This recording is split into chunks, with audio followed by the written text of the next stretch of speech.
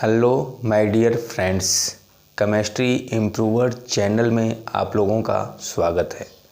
General organic chemistry GOC part 1, 2, 3, 4, 5 और 6 में हम लोगों ने जो कुछ भी पढ़ा, आज उन पर आधारित क्वेश्चंस को पढ़ने जा रहे हैं जो बहुत ही इम्पॉर्टेंट है। तो फर्स्ट क्वेश्चंस, जैव सिद्धांत किसने दिया था? तो जैव सिद्धांत बर्जीलियस ने दिया था। बर्जीलियस फर्स्ट क्वेश्चन है, जैव सिद्धांत किसने दिया था? तो जैव सिद्धांत बर्जीलियस ने दिया था। उनका कहना था कि जो कार्बनिक यौगिक हैं वो जंतुओं और वनस्पतियों से प्राप्त होते हैं और ये प्राकृतिक रूप से प्राप्त होते हैं, इन्हें बनाया नहीं जा सकता। यही इनका जैव सिद्धांत था। तो जैव सिद्धांत किसने दिया? बर्जीलियस ने दिया। इनका सिद्धांत क्या था कि जो कार्बनिक यौगिक हैं वो जंतुओं और वनस्पतियों से प्राप्त होते हैं और इन्हें बनाया नहीं जा सकता। सेकेंड क्वेश्चन, प्रयोगशाला में प्रथम मानव निर्मित कार्बनिक यौगिक का नाम बताइए। तो बोहलर ने 1828 ईस्वी में यूरिया कार्बनिक यौगिक का निर्माण प्रयोगशाला में किया और इस प्रकार बोहलर ने प्रथम कार्बनिक यौगिक प्रयोगशाला में बनाया, जिससे बर्जीलियस का जो जैव सिद्धांत है वो फेल हो गया। तो प्रयोगशाला में प्रथम मानव निर्मित कार्बनिक यौगिक का नाम बताइए। यूरिया 1828 ईस्वी में प्रयोगशाला में बनाया गया था। किसके द्वारा बनाया गया था? बोहलर के द्वारा। बोहलर के द्वारा बनाया गया था। द्वितीय मानव निर्मित कार्बनिक यौगिक के नाम बताइए जो प्रयोगशाला में बनाया गया।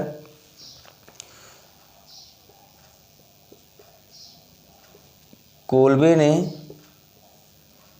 1845 ईस्वी में एस्टिक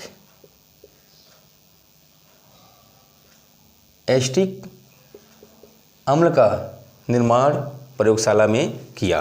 तो द्वितीय मानव निर्मित कार्बनिक यौगिक का नाम एस्टिक अम्ल कोल्बे ने कब बनाया? 1845 ईस्वी में। फोर्थ क्वेश्चन, तृतीय मानव निर्मित कार्बनिक यौगिक का नाम बताइए। तृतीय कार्बनिक यौगिक जो है बेथेलो के द्वारा 1856 ईस्वी में बनाया गया था लैब में मेथेन कार्बनिक यौगिक। कौन सा कार्बनिक यौगिक था? मेथेन कार्बनिक यौगिक।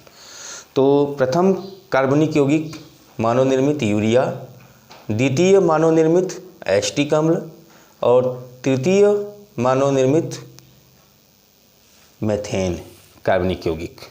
बेथेलो के द्वारा मेथेन तृतीय मानव निर्मित कार्बनिक यौगिक बनाया गया। कोल्बे के द्वारा द्वितीय मानव निर्मित कार्बनिक यौगिक प्रयोगशाला में बनाया गया एस्टिक अम्ल। प्रथम कार्बनिक यौगिक बोहलर के द्वारा बनाया गया प्रयोगशाला में यूरिया का फार्मूला NH2CO NH2। प्रयोगशाला में फिफ्थ क्वेश्चन है, प्रयोगशाला में यूरिया किस रासायनिक यौगिक से प्राप्त हुई? तो यूरिया जो है अमोनियम साइनेट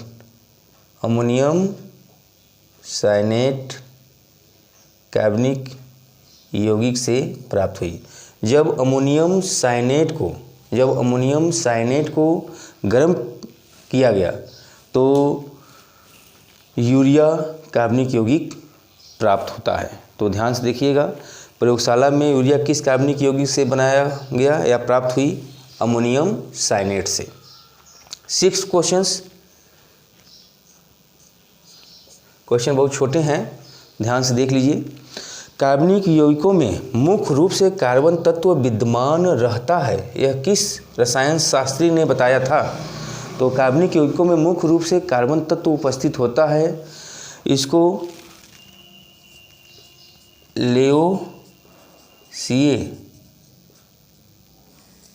रसायन शास्त्री ने बताया था। किसने बताया था? लेओसिए रसायन शास्त्री ने बताया था कार्बनिक यौगिकों में मुख्य रूप से जो है कार्बन तत्व उपस्थित होता है। 7वां क्वेश्चन, कार्बन तत्व के परमाणु की संयोजकता 4 होती है, किसने बताया था? कार्बन तत्व के किसी भी कार्बनिक यौगिक में या कार्बन तत्व की संयोजकता 4 होती है, चतुः संयोजक का होता है, इसे कुकले ने बताया था। कुकले रसायन शास्त्री ने बताया था।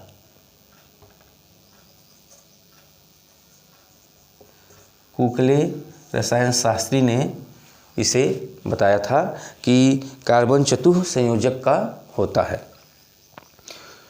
8वां क्वेश्चन 8, वह कौन सा कार्बनिक यौगिक है जिसकी संरचना सबसे पहले प्रस्तुत हुई? तो प्रथम कार्बनिक यौगिक जिसकी संरचना पहले आई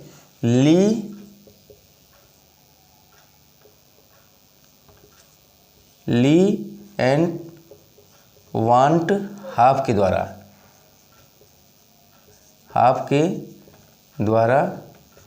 1874 ईस्वी में मेथेन अणु की संरचना को पहले बताया गया। मेथेन अणु की कार्बनिक यौगिक कौन सा है? मेथेन कार्बनिक यौगिक है। इसके अणु की संरचना सबसे पहले प्रस्तुत हुई किसके द्वारा? ली और वांट हाफ के द्वारा 1874 ईस्वी में। 9 क्वेश्चन, कार्बन तत्व का परमाणु क्यों सबसे अधिक श्रृंखलन गुण रखता है? ये सबसे इम्पॉर्टेंट क्वेश्चन है। ये तो छोटे छोटे क्वेश्चन हैं, यहाँ से क्वेश्चन जो हैं थोड़े अच्छे हैं, ध्यान से देख लीजिए। तो GOC पार्ट 1, 2, 3, 4, 5 और 6 में हम लोगों ने जो पढ़ा उस पर आधारित एक क्वेश्चंस हैं। यह प्रश्न कहीं न कहीं एग्जाम्स में पूछे जाते हैं, तो इसे ध्यान से देख लीजिए। कार्बन तत्व का परमाणु क्यों सबसे अधिक श्रृंखलन गुण रखता है? तो कार्बन की जो बंध ऊर्जा है वो 83 किलो कैलोरी पर मोल होती है। तो कार्बन आबंध ऊर्जा जो है 83 किलो कैलोरी पर मोल होती है, जिसके कारण कार्बन एक खुली श्रृंखला में बड़ा यौगिक बना सकता है या एक बंद श्रृंखला में कार्बनिक यौगिक बना सकता है। श्रृंखलन गुण, जब समान तत्वों के परमाणु आपस में जुड़कर एक खुली श्रृंखला का या एक बंद श्रृंखला का यौगिक बनाता है, तो तत्वों के इस गुण को यानी समान तत्वों के इस गुण को श्रृंखलन गुण कहते हैं। तो फिर से देख लीजिए, सुन लीजिए। श्रृंखलन गुण, जब समान तत्वों के परमाणु एक दूसरे से जुड़कर खुली श्रृंखला वाले यौगिक या बंद श्रृंखला वाले यौगिक का निर्माण करते हैं, तो तत्व के इस गुण को श्रृंखलन गुण कहते हैं। और सारणी में 118 तत्व हैं, उसमें कार्बन तत्व का श्रृंखलन गुण सबसे अधिक होता है, क्योंकि कार्बन आबंध ऊर्जा सबसे अधिक होती है। इस कारण कार्बन तत्व का श्रृंखलन गुण सबसे अधिक होता है। तो कार्बन तत्व का परमाणु क्यों सबसे अधिक श्रृंखलन गुण रखता है? तो इसका आंसर है कार्बन का आबंध ऊर्जा या आबंध वियोजन ऊर्जा 83 किलो कैलोरी पर मोल होती है। यह ऊर्जा अन्य परमाणु की आबंध ऊर्जा से अधिक होती है, जिसके कारण कार्बन आबंध ऊर्जा के कारण कार्बन तत्व में श्रृंखलन गुण सबसे अधिक उपस्थित होता है। सिंक्लन गुण जब कार्बन तत्व जुड़कर खुली संरचना वाले यौगिक बनाते हैं या बंद संरचना वाले यौगिक बनाते हैं तो किसके कारण बनाते हैं? सिंक्लन गुण के कारण। 10th क्वेश्चंस, कार्बन तत्व का परमाणु परस्पर संयोग करके एकल, द्विक व त्रिक सहसंयोजक बंध बनाता है जबकि चतुर सहसंयोजक बंध नहीं बनाता, क्यों? कार्बन कार्बन एकल बंध, कार्बन कार्बन डबल बंध, कार्बन कार्बन ट्रिपल बंध और कार्बन कार्बन चतुर्बंध। कार्बन का परमाणु क्रमांक 6, इसके आउटर मोस्ट ऑर्बिट में 4 इलेक्ट्रॉन होते हैं, इसलिए इसकी संयोजकता जो होती है 4 होती है।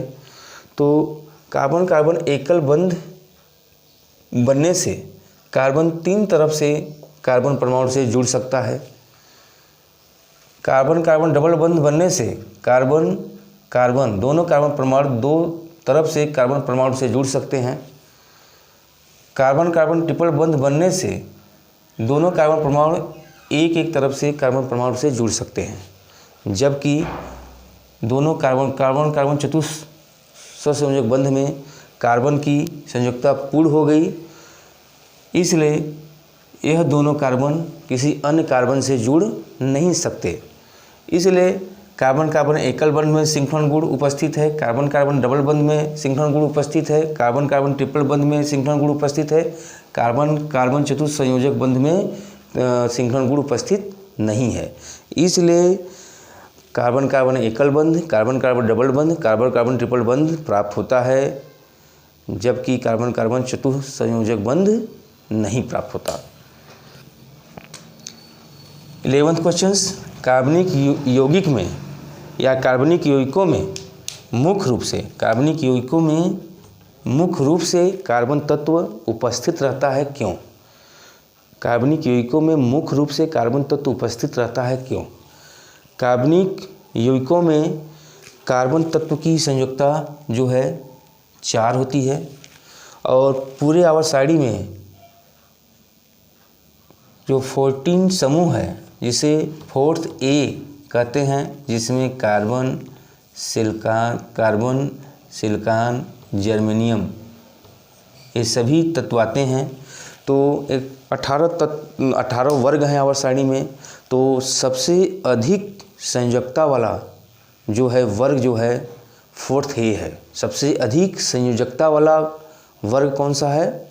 14वां या 4th A है। तो ध्यान से सुन लीजिए, क्वेश्चन बहुत ही अच्छा है। मुख्य रूप से कार्बन तत्व क्यों उपस्थित होता है?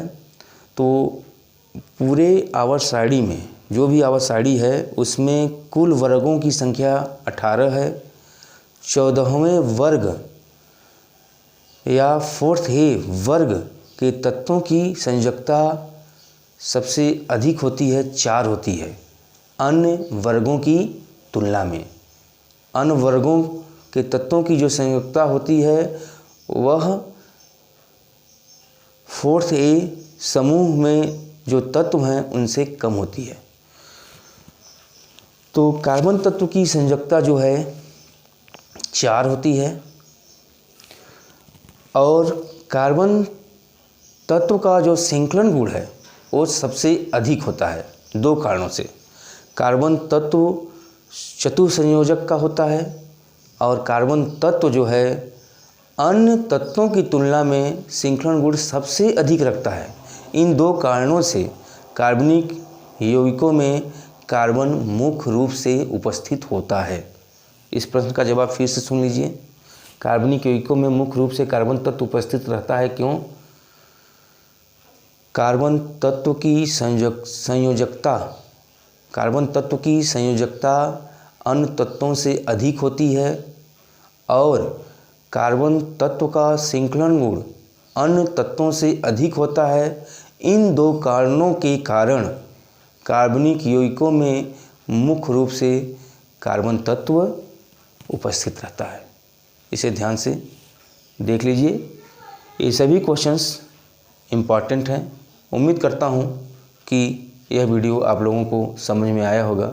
Thank you.